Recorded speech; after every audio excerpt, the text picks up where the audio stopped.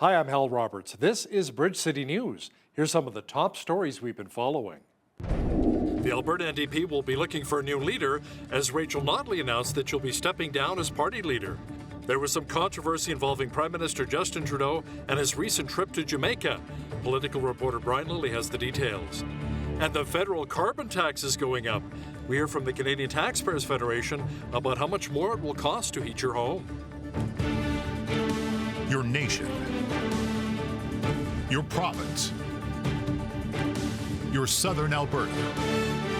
From the heart of Lethbridge, it's Bridge City News with Hal Roberts. Thanks so much for joining us. The leader of the Alberta New Democrats is resigning. Rachel Notley made the announcement on Tuesday afternoon in Edmonton. The former Alberta Premier was at the helm of the party for almost a decade. Notley says she will remain on as leader while the party holds a leadership race to replace her, but she will not lead the Alberta NDP into the next provincial election. She says it was truly an honor being leader of the party, and she says she was really surprised when her party first formed government back in 2015. This October will be 10 years since I was first given the honor of leading our party. At the time, we were the fourth party in the legislature with a massive caucus consisting of 4 MLAs. Less than 7 months later, we had a caucus of 54 MLAs and Alberta's first NDP government. While many of those folks, and indeed myself included, never expected to be elected, let alone finding themselves in a government cabinet, we all scrambled quickly to live up to the immense privilege and responsibility the people of Alberta bestowed upon us. The announcement ends months of speculation about how long Notley, who became the face of the provincial party, would remain at the helm following 2 failed elections. As for continuing on as an MLA, she has not ruled that out, saying she may run again in Edmonton Strathcona. Our legislative reporter Tyler Dawson says as for who Notley's successor will be, there is no clear-cut favorite. Not a whole lot of chatter from within the NDP that I've heard on who might be the person that they would, the majority of caucus backs or something like that. But I would expect, we'll see 3 to 6 sort of people enter the race, similar to the size of the UCP leadership race in the summer of 2022. So that is going to come. It'll be very interesting to see what sort of interest there is in that. The NDP had a very, very good election showing in May, even though they lost. Large opposition, real influential part of the political scene right now. And it's going to be very interesting to see not just who runs, not just what interest there is, but then what does the party look like post-Notley? She has been the face of this party, the brand of this party for so long. The next Alberta provincial election is slated for 2027. Liberal cabinet ministers will be holding a 3-day retreat beginning Sunday to discuss inflation, the housing crisis, and the Israel-Hamas war. Ottawa also needs to find a way to resolve an impasse with the NDP over a national pharmacare program before his spring deadline. Prime Minister Justin Trudeau is preparing his government for the return of Parliament on January 29th. There was some controversy surrounding a recent vacation that Prime Minister Justin Trudeau took to Jamaica. Political reporter and Sun columnist Brian Lilly says the Ethics Commissioner may have a problem with his trip being a gift from a so-called friend. Examples of the types of gift allowed. Examples are gifts or other advantages offered in a personal setting and on a personal occasion, such as a birthday, wedding, anniversary, or retirement. Well, this vacation villa that he stayed at, it's called Frankfurt on Prospect Estate in Jamaica, former slave plantation. It goes for $7,000 US a night. He was there for 9 nights. That's $84,000 Canadian. I know a lot of wealthy people, Hal. I'm unfortunately not there myself, but I know several wealthy people.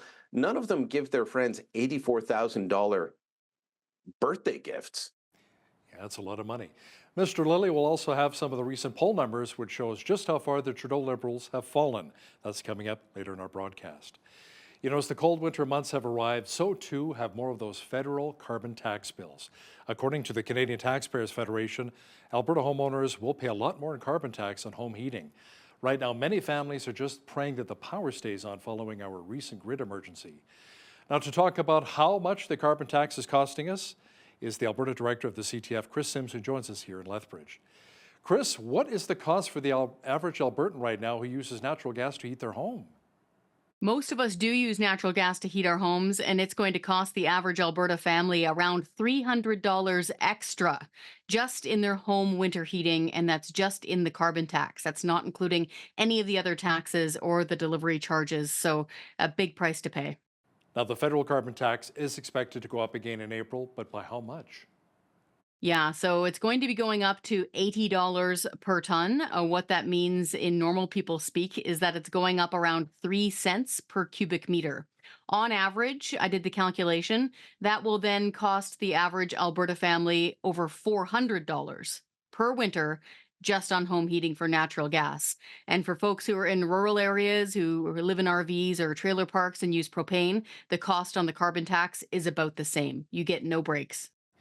Now, I know you and your group have been putting pressure on the Trudeau Liberals to offer a carve-out to those who use natural gas to heat their homes. Have you had much success?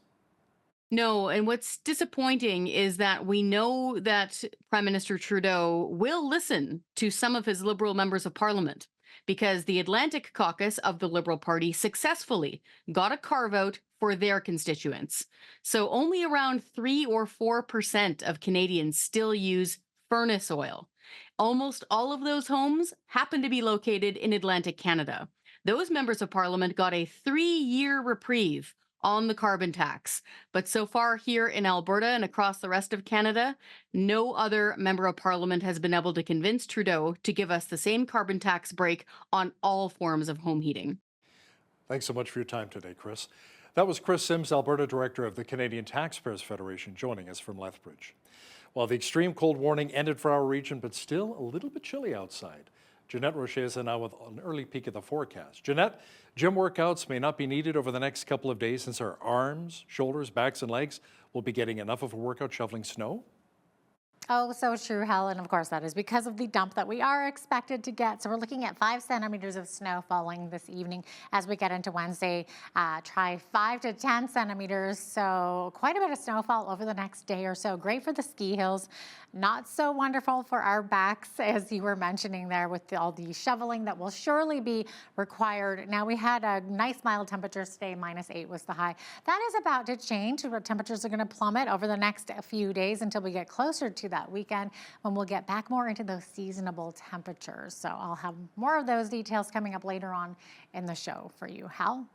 Great. Thanks so much, Jeanette. A 28-year-old Southern Alberta man is facing a charge in connection with alleged animal abuse. BCN's Naveen Day has more of the details, but viewer discretion is advised, as what you're about to hear may be quite unsettling. Yes, Hal, that is correct. The details of this story are graphic in nature and may be disturbing to some of our viewers. Nicholas Wimster of Picture Butte faces 1 count of injuring or endangering animals.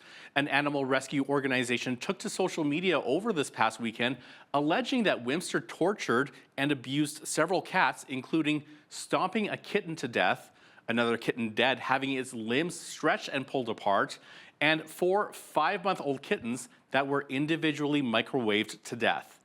According to officials, Coaldale RCMP received a complaint of animal cruelty on January 8th, and after further investigation, officers charged the 28-year-old Wimster under Section 445 of the Criminal Code. Now, this section seeks to protect animals that are commonly kept as pets or used in various work industries, such as guard dogs or service animals.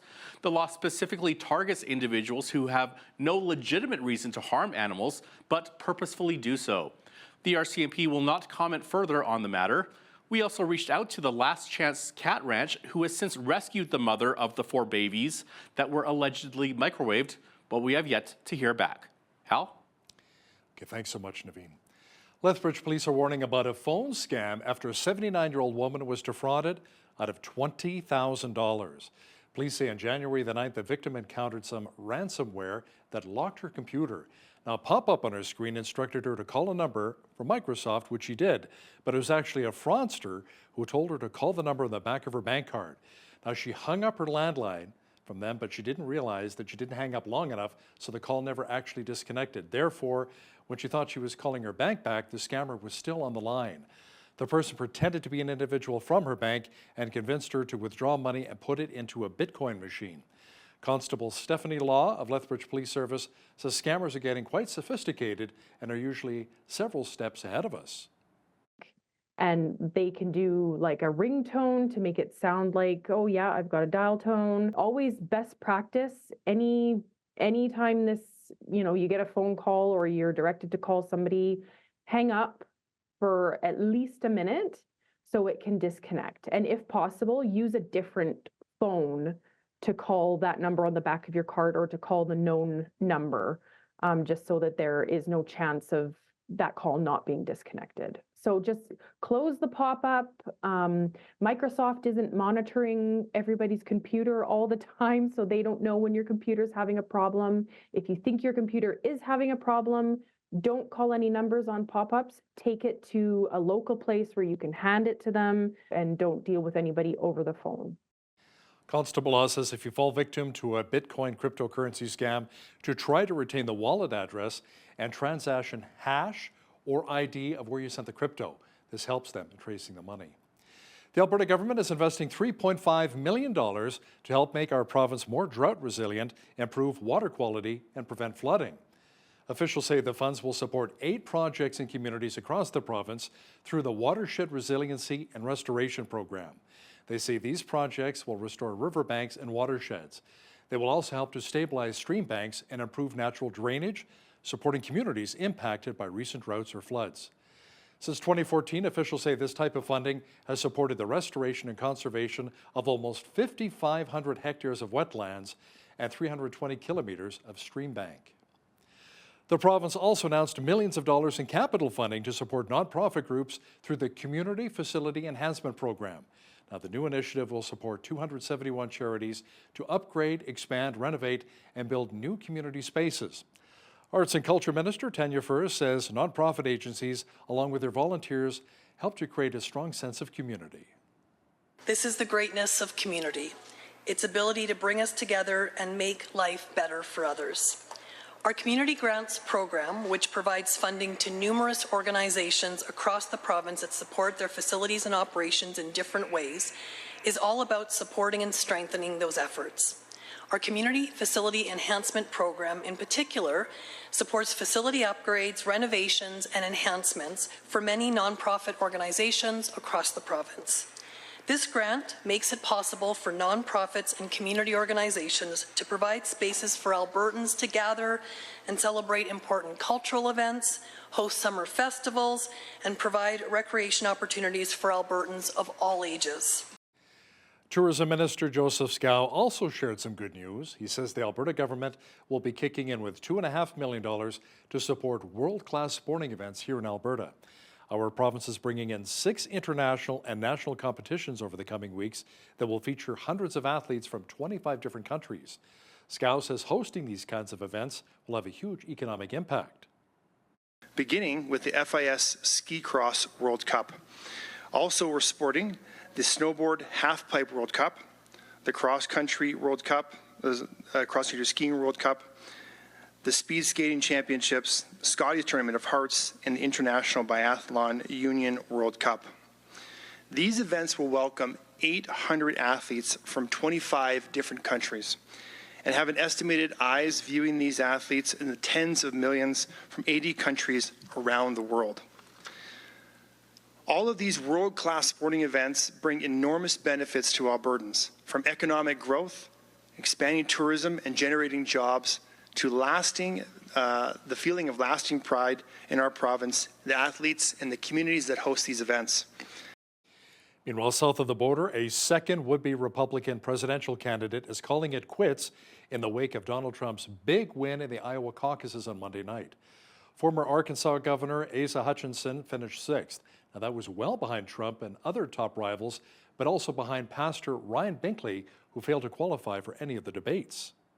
Trump's camp had been confident that he was going to win this year in Iowa, but they had kind of been squishy about exactly what that margin would be, by how much he would be topping the other 2 contenders who were really competing in an intense battle for second place. There are other candidates in the race, but it was really former South Carolina Governor Nikki Haley and Florida Governor Ron DeSantis who had been locked in a battle for that second place position. Tonight, it was DeSantis who ended up finishing 2nd in the Iowa caucuses. It was a distant second place to Trump, though. And, this is a state where DeSantis had been focusing a lot of his efforts, a lot of his ground game. He moved many of his key campaign staffers here to Iowa to show the state and to show the caucus goers this was a place he was really focusing on and aiming to draw them out on what has been a very, very cold night for the caucuses. The contest now moves swiftly to New Hampshire, which holds its primary next week. Florida Governor Ron DeSantis spoke in South Carolina about his path forward as a presidential hopeful. He also called U.S. President Joe Biden's mental capacity into question. The media nonstop, and all they were trying to do is knock me out. And, Nikki Haley said only the top two from Iowa, go on to be viable. Well, guess what? We punched our ticket out of Iowa yesterday. Look, Biden may not be the nominee for them. I mean, look, it's sad to say, but the guy is 6 fries short of a Happy Meal. That's just the truth, okay? Let's just be honest. He cannot do this job, and I think people see that. So I do think there's a movement to maybe have somebody else. Happy Meal, great, now I'm hungry. It's good that the polar vortex left our region and that the temperature's been increasing, but it appears as though Lethbridge may be looking a bit like a snow globe fairly soon. Full weather details are on deck.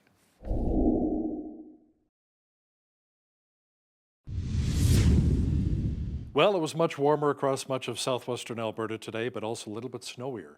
Jeanette Rocher is in now with all of the weather details. Jeanette, we may not need the block heater for now, but we better keep that snow shovel fairly handy.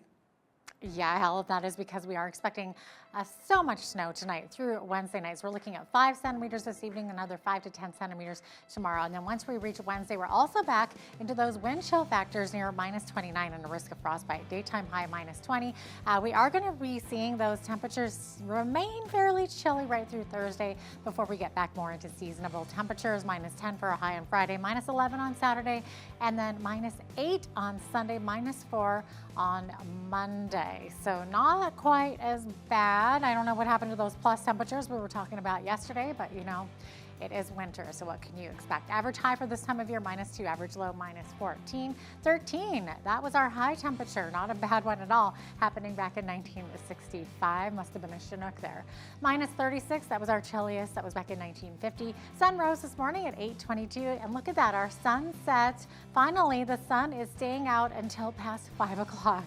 It's so great to see, too. So we're now looking at 8 hours and 39 minutes of daylight, 3 minutes longer of daylight than we had yesterday. Okay, so we're still looking at that Pacific low pressure system bringing widespread snow to the south coast tonight and into Wednesday. So that's including Vancouver Island, Metro Vancouver, Fraser Valley, and other parts of the lower mainland there. So we're looking at 10 to 20 centimeters of snow. Even Victoria looking at 5 centimeters overnight, 5 centimeters again tomorrow mixed with some rain. Daytime high of 2 degrees. Vancouver looking at a daytime high of 1 degree. And then, of course, that snowfall warning in effect this evening, looking at 10 to 15 centimeters of snow, and blowing snow could see a risk of freezing rain this evening as well. As we look to Edmonton, daytime high -21, wind chill going to expect -31, and risk of frostbite, mix of sun and cloud. Calgary looking at 2 to 4 centimeters of snow this evening, another 5 centimeters tomorrow, and cold again, looking at those the risk of frostbite and wind chill values near -30. Now, extreme cold warning in effect still for the Saskatchewan region. That's in effect until tonight. So we're looking at episodes of very, very cold wind chill in the -40s to 45. 30% chance of light snow tomorrow, though, in Saskatoon. Also some light snow expected tomorrow in Regina. In Winnipeg overnight, looking at 60% chance of snow, and then mainly cloudy skies tomorrow with a high of -17. As we get to the central part of the country, basically mix of sun and cloud all the way around. -10 for a high in Toronto. Same thing for Ottawa. -9, the expected high in Montreal, with mainly sunny skies there. As we get into the East Coast, winter storm warning in effect tonight through Wednesday morning. We're looking at 15 centimeters of snow, changing to freezing rain. Tomorrow could see that clearing up. 20 to 40 K winds, though, high of -3. As we look to Halifax, we're looking at a lot of rain, 20 to 30 millimeters of rain this evening. Tomorrow should be clearing up, but mainly cloudy skies and up to 50 K winds, high of 1 degree there. And Charlottetown also looking at snow and rain tonight. looking at 5 to 10 centimeters of snow, 10 to 15 millimeters of rain. So lots of precipitation tonight. Tomorrow, mainly cloudy skies, and then up to 60K winds. Blowing snow advisory in effect this evening through Wednesday morning in St. John's. We're looking at the snow changing to ice pellets and freezing rain. 5 to 10 millimeters of rainfall. We're looking at up to 70K winds and even up to 90K winds along the coast there where the exposed areas are. So there you have it. That is your forecast. Complaints against Rogers Communications have skyrocketed by almost 44%. That's according to an independent commission which says Rogers is the most complained about telecom provider. The year-over-year increase bumped Bell Canada from the top of the list. Complaints about Rogers accounted for 19.8% of all complaints, while Bell had 16.1% of call complaints received. TELUS, meanwhile, came in at 12.3%. TELUS also posted a 43.2% jump in issues reported to the Commission. A request for conciliation assistance has been filed with the federal government as WestJet Encore pilots are seeking a new deal. The pilot group is looking for their second collective agreement with the company. WestJet Encore pilots and management began formal negotiations back in September. The Airline Pilots Association says the pilots are looking for enhanced working conditions, assured career progression, and recognition within the WestJet group. The inflation rate rose 3.4% in December. That's up from 3.1% in November. Stats Canada says the jump reflects a sharper decline in fuel prices a year ago compared to last month.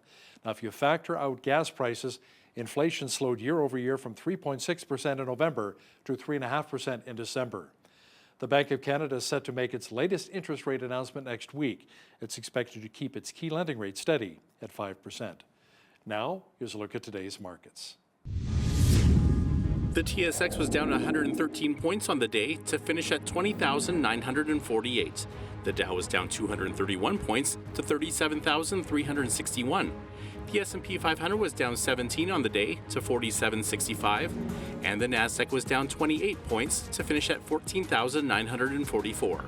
West Texas Intermediate oil was down 75 cents to 71.93 US per barrel. Natural gas was down 48 cents to 2.83 US. Gold was down 29.73 to 2,028.44 US an ounce, and silver was down 30 cents to 22.92 US an ounce. Feed wheat is at $8.84 per bushel, barley is at $6.53, canola is at $14.26, and corn is at $7.57 per bushel. Live cattle February contract was up $1.75 to $173.13. Feeder cattle were up 98 cents to $227.55. Lean hogs were down $1.13 to $70.78, and the loonie was down slightly over the past 24 hours to $74.10 US. Recapping one of our top stories, following 2 failed provincial elections, Alberta's NDP leader Rachel Notley is resigning as party leader. She made the announcement in Edmonton on Tuesday afternoon, saying she will stay on until the party can find her successor. This October would have been 10 years that Rachel Notley was head of the Alberta New Democrats. Well, it appears as though Prime Minister Justin Trudeau is in some hot water in regards to his recent trip to the Caribbean. Political reporter Brian Lilly will explain why momentarily. Listen, when you see news happening in your community, be sure to drop us an email at info@bridgecitynews.ca. And if you missed any of our local stories, visit our website, bridgecitynews.ca.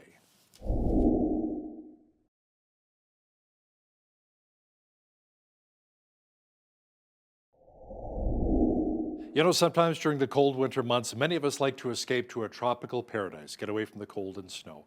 You can include Prime Minister Justin Trudeau, who recently went to Jamaica, but his latest vacation is kind of leaving a bit of a bad smell with many Canadians. Now, to talk about this in more detail is political reporter and Sun columnist Brian Lilly, who joins us once again from Toronto.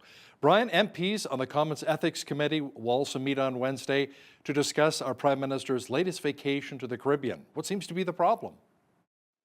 Well, the problem is that he took an $84,000 vacation. He claimed that it was pre-cleared with the ethics commissioner before he left, or at least his office did. His new House leader made that statement time and again. Oh, don't worry, this was all pre-cleared with the ethics commissioner. And he accepted a gift from a friend, which is allowed. Okay, well, let's back up. The ethics commissioner and his office do not pre-clear vacations. despite the Prime Minister making that statement, or his office, more than once, despite House Leader Steve McKinnon making that statement just after he was sworn in as Cabinet Minister, the Ethics Commissioner's office has made it clear they don't do that. So there's no such thing as a pre-cleared vacation.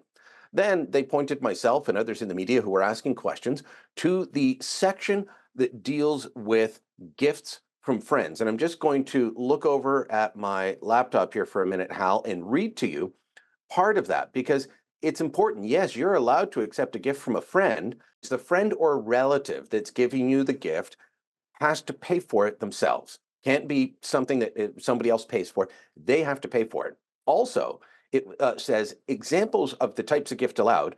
Examples are gifts or other advantages offered in a personal setting and on a personal occasion, such as a birthday, wedding, anniversary, or retirement. Well, this vacation villa that he stayed at, it's called Frankfurt on Prospect Estate in Jamaica, former slave plantation. It goes for $7,000 US a night. He was there for 9 nights. That's $84,000 Canadian. I know a lot of wealthy people, Hal. I'm unfortunately not there myself, but I know several wealthy people. None of them give their friends $84,000 birthday gifts. So how can this fall within the parameters that the Act and the guidance from the Ethics Commissioner lays out? I don't think it does on several points. And there's also a question of, is this actually a friend under the definition of the Act? Or is this his father's friend? His late father's friend was Peter Green. Just because you're family friends doesn't mean you always keep in touch. Pierre Trudeau was godfather to one of Peter Green's sons. Sure, my parents have performed that duty as well to people that I knew growing up, but I didn't stay in touch with them to the point where I'd consider them my personal friends here as an adult. So many questions around this, and Trudeau just thinks he can get by through ignoring it while not telling the truth in his public statements.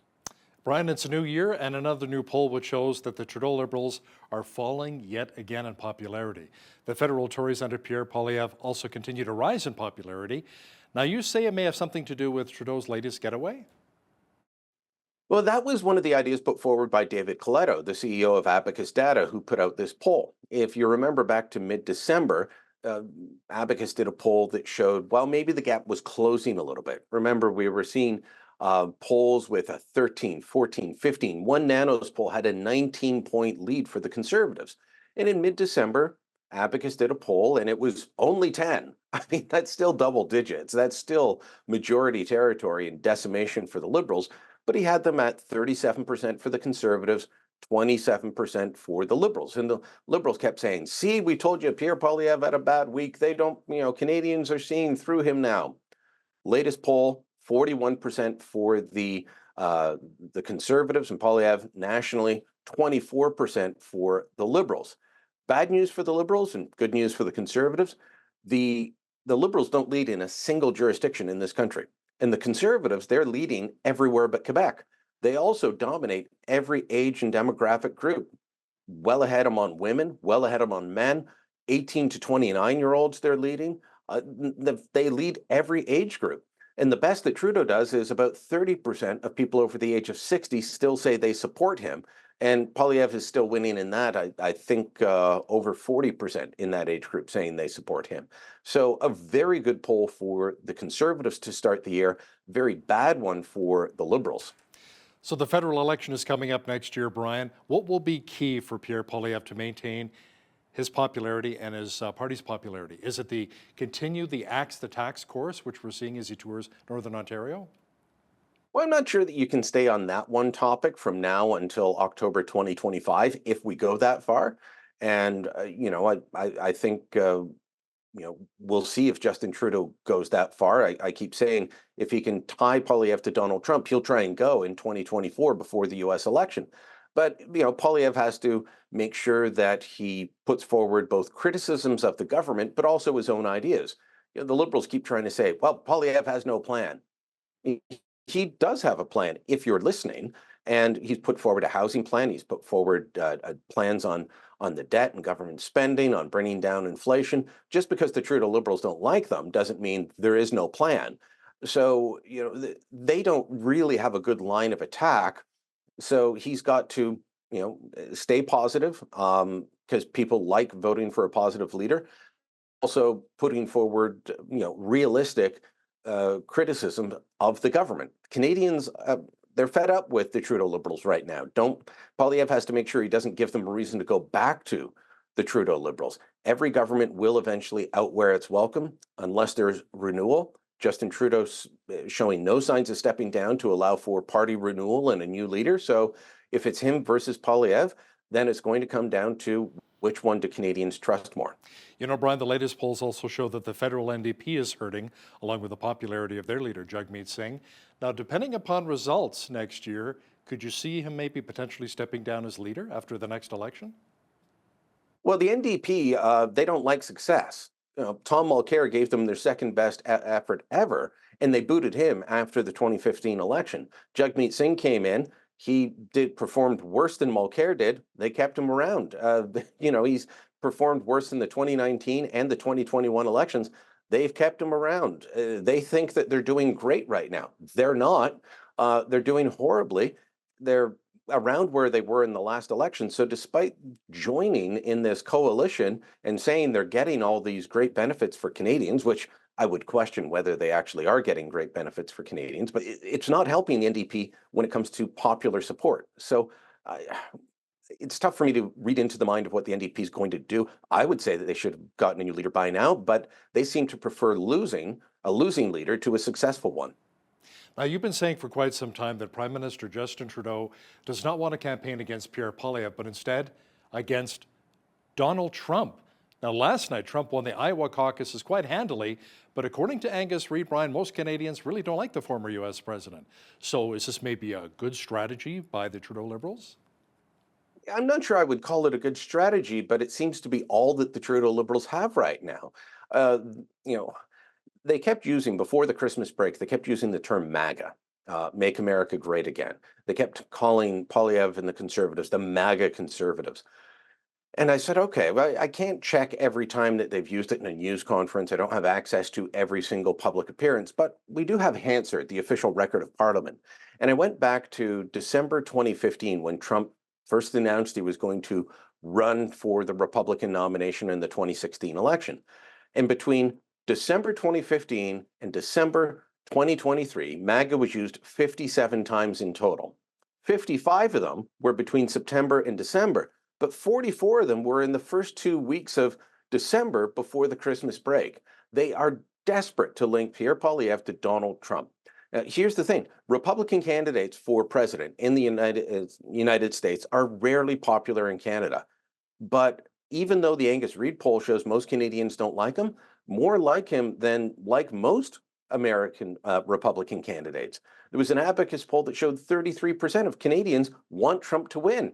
That's a higher percentage of the popular vote than Justin Trudeau got last election, and he's prime minister right now. So it's an odd strategy, and especially odd considering this. Let's say that it doesn't work, and he's not able to bring down Poilievre's voter support by trying to tie him to Trump. There's a very good chance Trump is going to win. Trump is leading in national polls, but he's also leading in all the swing states that matter, including ones he lost to Biden last time. So there's a good chance that come October, Trump is president-elect. Come January, Trump is the president. And if we go to October 2025 without an election, we're going to have 10 months of Donald Trump dealing with the Trudeau government that Trudeau has just spent time campaigning against. This is a bad strategy for Canada. If you think the protectionism's bad under Biden, and it's worse under Biden than it was under Trump, it will be even worse under a second Trump presidency that Justin Trudeau has just campaigned against.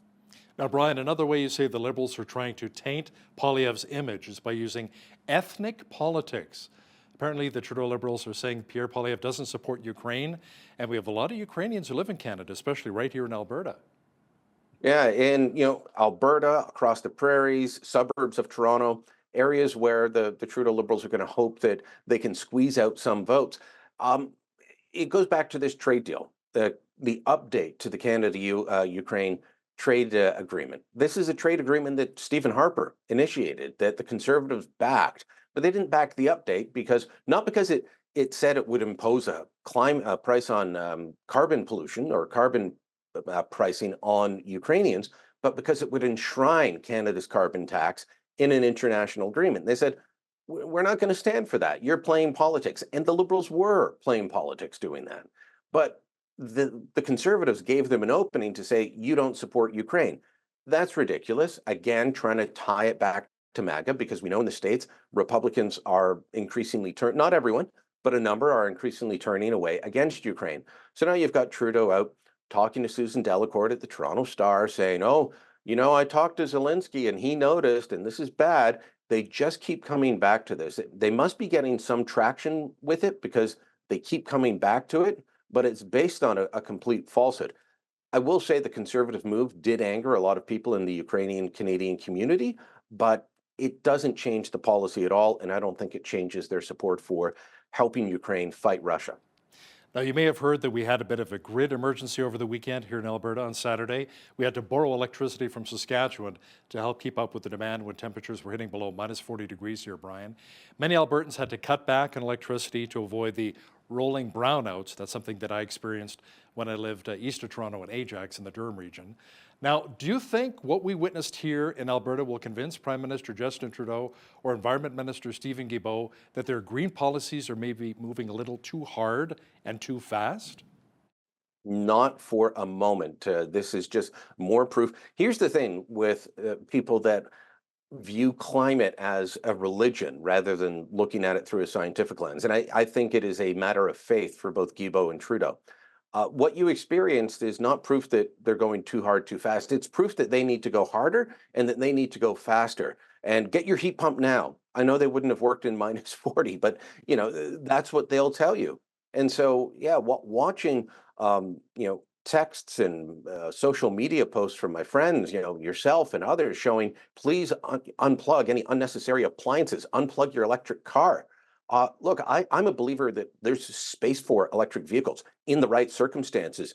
But you know what? When you're living in the prairies in minus 40, that's not it. Zipping around Toronto delivering Amazon packages in an electric powered van, I'm all for it. But there's a time and a place for these things. That's what Trudeau doesn't get. He wants one size fits all. He wants everyone to adopt his green religious fervor agenda. And this past weekend showed that that is not feasible right now. And Scott Moe made a valid point. He was sending electricity to Alberta that was coming from the natural gas power plants that they have. Scott Moe has told me about how they have been attempting to build out more wind capacity in Saskatchewan, but that they also need to build a natural gas backup. You need that. And the federal government's fighting them on it because they don't want any more fossil fuels going into the electrical grid. That's not reasonable. It's not feasible, but that's the sort of mentality that Justin Trudeau has. So I feel for everybody that threw that on the weekend, but you're not going to get any sympathy from the Trudeau government in Ottawa. You know, and I was chatting with our utilities minister, Nathan Neudorf, here in the province as well yesterday, and he said, you know what, renewables are good with wind and solar, but we do need to have them to supplement, not to rely on them wholly, because, yeah, we definitely need, the natural gas, also the coal-fired plants. Like Scott Moe says, that's how we sent the electricity to Alberta. It wasn't just natural gas, but the coal-fired plants as well. And you know what? There's a great movement on cooperation among the provinces to build on small modular reactors. And I know one is about to be commissioned out west. And I'm just hesitant to say, is it Saskatchewan or Alberta? I can't remember. One's just been announced.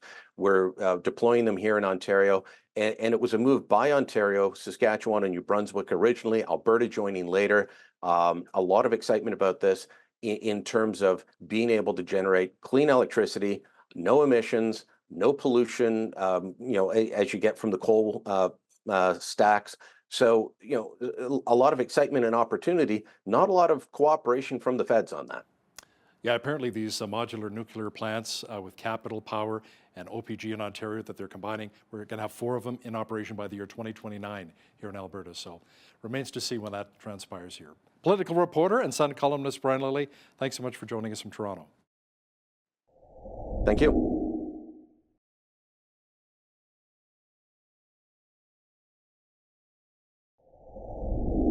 Well, there's an organization in Lethbridge which provides invaluable support for women who may be facing various challenges during a crucial stage of their lives, from those seeking health choices during pregnancy to women feeling alone or isolated, or those living on a low income or even facing language or cultural barriers.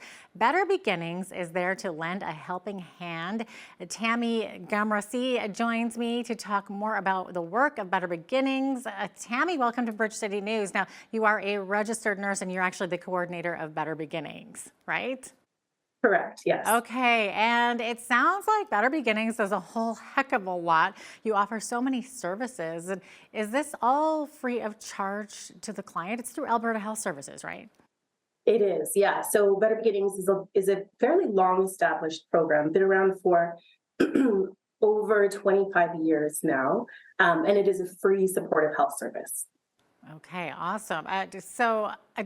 Do you go through referrals? How do women actually hear about you initially?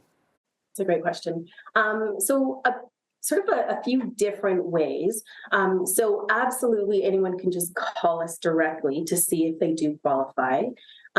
If you did call the program, what that would look like is a nurse would just answer the phone. She'd probably ask you a few questions about sort of like just what your circumstances are, ask you about your pregnancy, and then just make sure that you qualify and you're eligible for the program. And then from there, she would book you for an actual intake appointment. And at that intake appointment, that's where we would explain the program a little more in depth, get some more information from yourself, just so that we know moving forward how to put some more supports in place for you. We also get several referrals from other agencies, from other doctors' offices and nurses, of course, with clients' consent. Sometimes we get those calls. And so what that would look like is we would just call you back and again, go through that whole process and just ask you if you wanted to be part of the program. So again, it's completely voluntary as well. It's a free program, but it's also a voluntary program.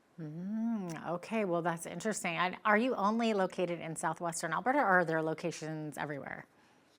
So Better Beginnings through AHS here is, so we're in the southwest area, which includes, of course, Lethbridge, Cardston, Coaldale, Crosens Pass, Fort McLeod, McGrath, Milk River, Picture Butte, Pincher Creek, Raymond, Tabor, and Vauxhall. So anywhere there's a public health office, there'll be a Better Beginnings nurse available there to reach out to. But there are other programs funded the same way throughout the province. Right. Okay. No, well, that's good to know. And I know that you're definitely online, so people can go online and check it out. Now, how does it work? Do the women have to come to you, to your office? Can you meet, I guess, virtually, online? I know these days everything's online, but. That's a good question. So we actually, once you do qualify for the program, everything is in person. So we have the women come to, so if it's Lethbridge, it would be the train station here. Or again, if it was a rural site, it would be that public health office there. So the whole point of the program is, that we support you in your pregnancy. And a lot of that is that face-to-face care, right? So yeah, it's definitely face-to-face. Oh, that's great. Okay, so let's get into the specifics here of what your support actually is. So what sort of help can you offer pregnant or parenting women, I guess new moms? That's a great question. So we, of course, offer lots of information on pregnancy and parenting, specifically, or very importantly, absolutely non-judgmental support. So the women that we serve come from all walks of life. And so very, very importantly, we offer non-judgmental support from nurses, dietitians, community advocates. When they come to see us on a monthly basis, we also provide incentives. So Walmart gift cards and farmers market coupons, just to help with healthy food choices. We also offer prenatal vitamins for mom and vitamin D for baby. And also lots of information and referrals to other agencies. We're very connected to a lot of other agencies in the area. So lots of referrals as well. And also free pre and postnatal access. Wow, oh, that's fabulous. What would you say is the most felt need by expectant moms when they come to Better Beginnings?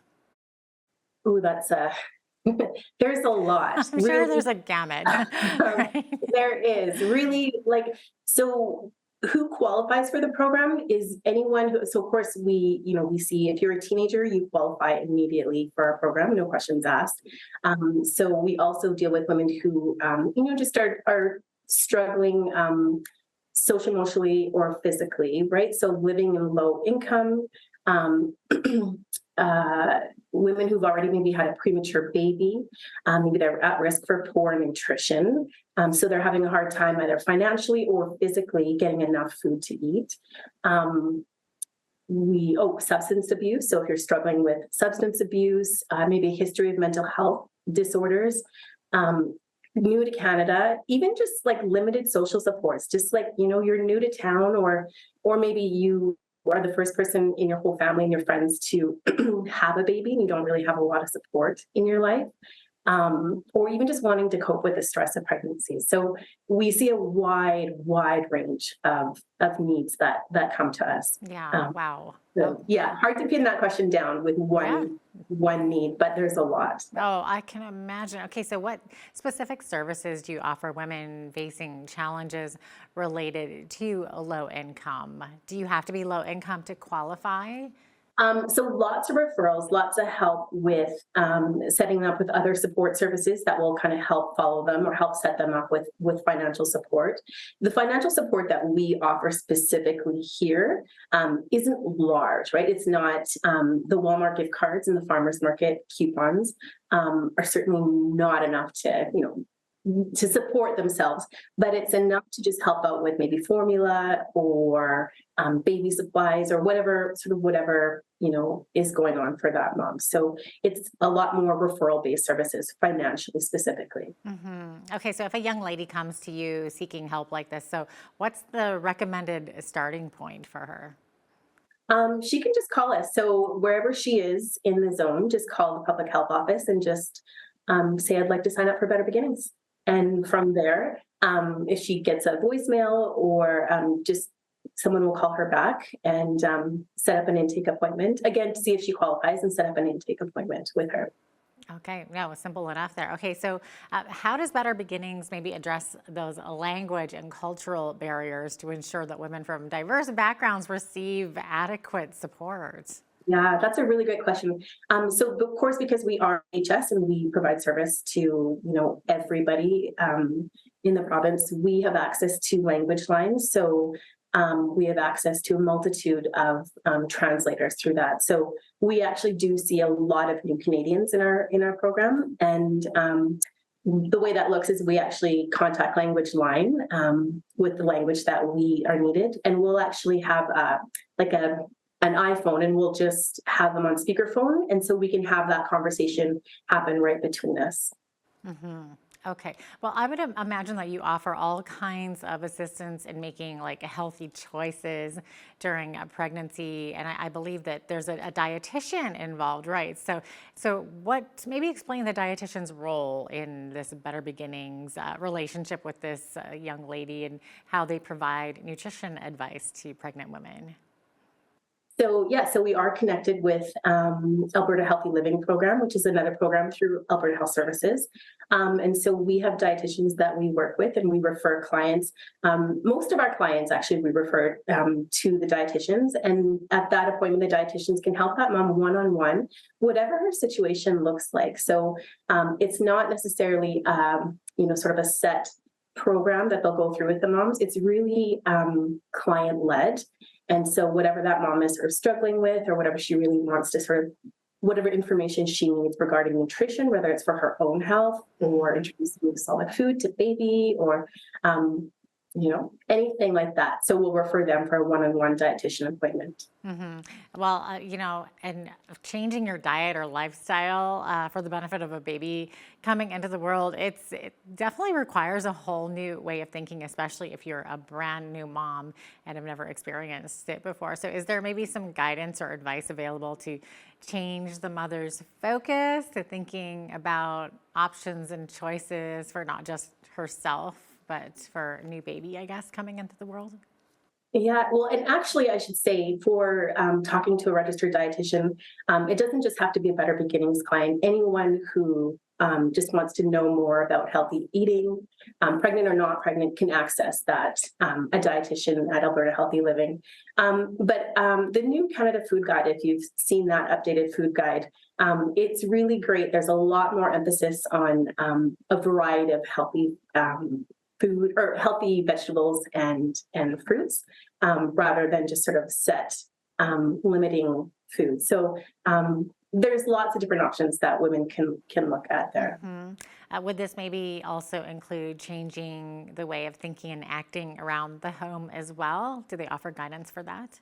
Yeah, all kinds of guidance, depending on what that looks like, right? And the reality of the situation, because for a lot of people, and it might just be, how do I access healthy food on a low budget? Because not everybody has the privilege of accessing healthy food, just buying a whole bunch of extra healthy food. So dietitians are very mindful of that as well, and just helping people access and change their diets, again, depending on their specific situation.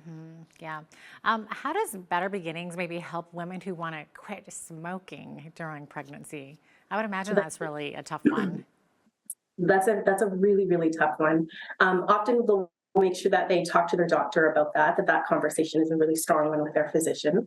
There's also a program called Alberta Quits that will help refer women to that. Again, depending on where that woman is at and what level of readiness she is for quitting, they'll help her with that if that's where she's wanting to. Oh, excellent. Excellent. Are you able to share some success stories or examples of maybe how Better Beginnings has positively impacted the lives of pregnant women or new moms? There is one I can think of. We did have a mom who came in, and this one always sort of sticks in my head. And when we first met her, she came to us transient, so she didn't have a home to live. From out of town, she came to Lethbridge, was dealing with addiction issues, mental health issues, and obviously no housing issues, income issues. Also had a warrant out for her arrest, so was sort of dealing with that. And she was, I believe, about 14 weeks pregnant on top of all that. So you can see how when we see clients, the pregnancy is a big part of it. There's also a lot of other things going on with that. So with that mom, a lot of our focus was really getting her supported with some one-on-one support, some home visitation support.